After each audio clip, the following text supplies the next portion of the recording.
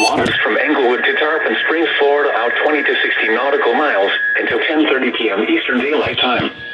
At 9:22 p.m. Eastern Daylight Time, strong thunderstorms were located along a line extending from 20 nautical miles west of Lake Monkey to 22 nautical miles southwest of Longboat Pass, moving northeast at 35 knots.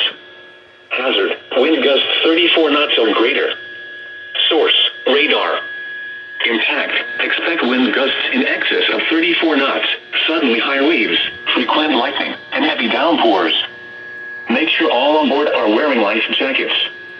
Locations impacted include Terracea Bay, D5 Reef, Manatee Nearshore Reef, Old Tampa Bay, D2 Reef, Howard Franklin Bridge, Madeira Beach Reef, Cockroach Bay, Anna Maria Island, Treasure Island Reef, Casa Grille Channel, Southwest Channel, St. Pete Beach Reef, Port Manatee Reef, Tampa Bay, Manatee 1 Mile Reef, Manatee 3 Mile South Reef, Johns Pass, D3 Reef, and Manatee 3 Mile North Reef.